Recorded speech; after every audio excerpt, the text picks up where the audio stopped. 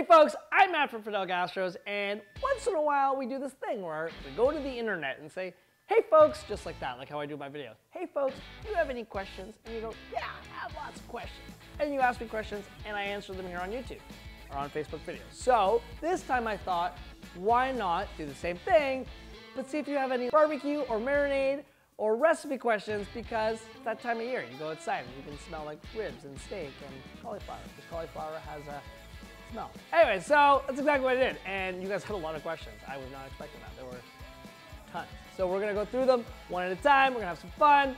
A lot of injection questions. I said the word injection twice, like I was like stuck in a loop. Did you notice that? A lot of injection questions.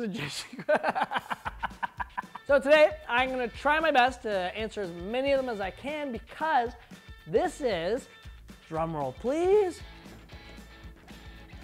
keeping up with the questions. Okay, first question coming from Michael B. Do you use marinade injectors? You're gonna see a theme in this question. It happened a few times. So I've actually used, I'm not a big fan of marinade injectors, but I've used them twice in my life. The only time I think there's a real need for a marinade injector is if you're roasting a whole pig, because it's so large that if you want to actually put flavor into the meat, then yeah, it would make sense to inject it. Now, there's a lot of different types of flavored injections you can do. A lot of people do like a butter composition. I actually, for whole pig, I just like to take cider, like drinkable cider. I'll put a little cider in there, and it's an acid, it's got apple flavor, it's simple. I love how I'm doing the injection, motion as I'm explaining it. You just need something that'll help break down the proteins as you're roasting this pig, add a little bit of a subtle flavor, because you don't want to completely change the flavor profile of the roasted pig. So there's that. I would do just injecting of whole pig using cider. And another time I've done it, and it's a bit of a cheat. So if you're making pastrami, for example, so you would take a brisket, and in theory, it should be brining for around 6 to 7 days in the nitrate salt to actually help give it that color. Let's say, oh my God, Matt, it's Tuesday, I want pastrami Friday, I can't wait 7 days. What do? You take the brine that you've submerged your brisket in, and you inject it into it, and it's putting that nitrate into the brisket sooner, faster, deeper, quicker, and you can have pastrami sooner. So those would be my only two reasons for really saying, hey, you know what, let's use an injector. Other than that, I think a regular marinade or rub is sufficient. Next, Nicole B says, what is the best method for salmon on the barbecue? All right, well, this is a good one. My mother is a pescatarian, so I make a lot of salmon for my mother. And most people assume I'm gonna say cedar plank salmon. It's good, it's really good. I love cedar plank salmon. But last year I purchased Himalayan salt bricks, and I think those make, in my opinion, the best salmon, because what you do is it's literally a massive brick of salt, and you put it on the barbecue while the barbecue's cold. You turn it on the barbecue with the salt brick still on there. You heat it up with it. All you have to do is literally like oil your salmon. You put it flesh side down on the salt brick. The brick is now hot because it was on the barbecue, and it's putting a natural salt flavor into it. I think that makes the most moist fillet of salmon. So there you have it. Himalayan salt brick salmon. Don't salt the fish though. It's literally cooking on a brick of salt. I've made that mistake the first time. All right, next question. Benjamin R, have you tried barbecue shark? I have not. Next. No, I've had swordfish. I'm assuming swordfish and shark are similar, but I'm not. And I've had stingray, barbecued stingray. I think they're all cousins, if I'm not mistaken. But I've not had shark. So let me know where I can get some shark. I don't know if that's even legal, if you're allowed to even barbecue shark. But let me know. Paul S, can you? This is a good one. Paul, you're funny. Can you please explain to my degenerate friend Mark why the ribeye is the best cut? I mean, Mark, I'm not calling you a degenerate. I'm just reading out what your friend Paul here has suggested. So, I mean, the ribeye is definitely considered in the circle of steak aficionados as the best steak. mainly because it's got a good ratio of fat to meat. It's usually well marbled.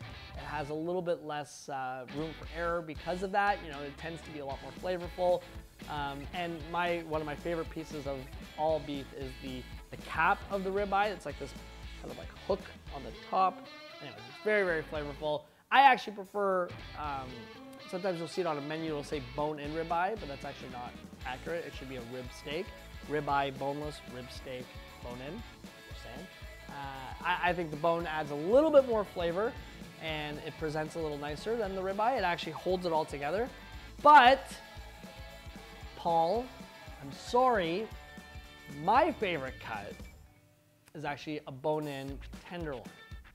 Not very commonly seen. I think it's fantastic because you have the bone, which adds a lot of flavor, but then you have the lean cut of meat as well. So give it a try next time you're at a butcher shop. Ask them if they have any bone-in tenderloins. I promise you, you'll love it. But ribeye, still a fantastic steak. That's my number 2. And you're not a degenerate. Jasmine J. Jasmine, you've sent me a few things in the mail, so you're amazing. I just want to throw that out there. I received your last recipe, and apparently you're sending me some ramp butter. This is all true. I couldn't make this up if I tried. So thank you. So Jasmine J goes, what's your go-to rub for beef brisket? Now I saw you had also, with that question, had listed your rub. And one of the similarities I noticed was that we both use pop in our brisket rub. You use Dr. Pepper if I'm not mistaken. I like to use Coca-Cola or Coca-Cola. But the reason for it is very similar. There's an acid to pop, there's a sugar to pop, it caramelizes, breaks down the brisket. I'm a big fan of it. So I use a really simple rub. Garlic powder, cayenne powder, paprika, onion powder, salt, black pepper, brown sugar, a little bit of Coke, a little bit of ketchup, a little bit of Worcestershire sauce. Mix it all together so it's a paste, and then I rub my brisket in. And that's pretty much it. And I think every element adds another property to it, right? So you have your ketchup, your brown sugar, and your pop or your sugars. So those will caramelize, and that'll help give you a really nice bark on the outside of your brisket as you're roasting it. Then there's your salt factors as well. I find the Worcestershire is key because it gives that little bit of, what is that? What is that? What is that? Worcestershire. Worcestershire. Again and again. Next question is from Mark S.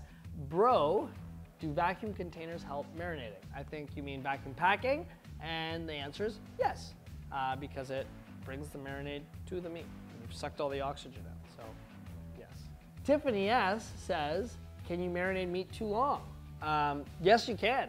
I think 24 hours is the ideal time. You can do it as little as an hour. I would go 24 hours max. You know, a little bit more than that, fine. But if you are marinating for longer than that, I would then refer to the question before and vacuum pack it. That way, less oxygen is getting to the meat, because that's actually what makes the meat spoil, is the oxygen.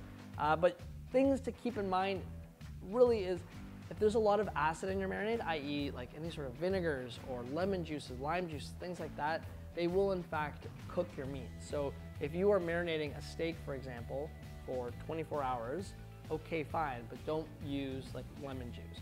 Maybe use the lemon juice right before it goes on, or I like to actually, when my steak comes off the grill, use a little lemon juice after. Just a heads up there. Tanya R., who's also a really good friend of mine, says, how do you know when to use a marinade or a rub?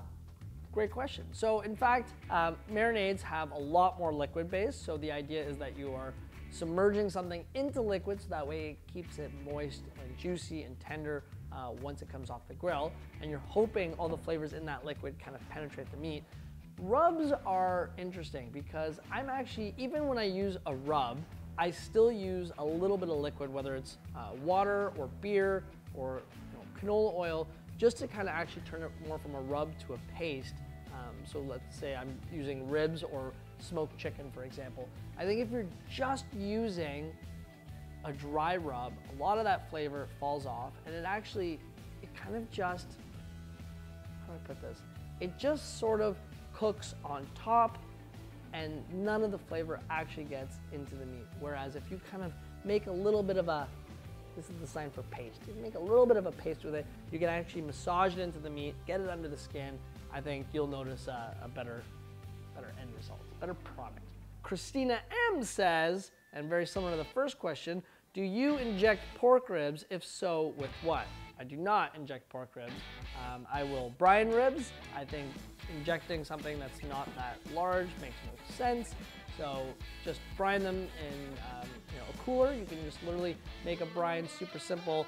Water, salt, sugar, orange juice, some cloves in there, and that's pretty much all you need. A little soy sauce, shot of tequila. Desiree F asks, how do you do lobster on the grill? I find if you're doing it right from raw, the best thing to do is split your lobster, cook it on indirect heat for about 8 to 10 minutes. You'll see the meat kind of come off the shell, and then put it meat side down on the grill for another 4 or 5 minutes on high, and that's where you'll get that nice char on the lobster. And then as far as, dipping afterwards, can't go wrong with a little lemon garlic. And we are actually grilling a lobster in our Canada Day video in a few weeks from now, so make sure to set the calendars and tune back in. Keisha M asks, when making a marinade from scratch, what are the 2 most important things to have? Fantastic question. I think salt, or something that adds salt, because salt is actually a tenderizer as well as a flavor enhancer, so don't overdo it. You can always add more salt after the fact, but you cannot take salt away. And the other thing is a flavored liquid. A lot of people make marinades with water, and I've never, ever understood this. Why are you using a liquid that has no flavor? Unless you really are focusing on the flavor profile of something else, I would say beer makes a fantastic marinade. So I would, in any situation, if you're marinating something and you're using water, really take a step back and go, could I use beer? Yes, I could. And then don't use water. Blair M asks, what's the best meat for steak tartare? Well, I would use one of 2.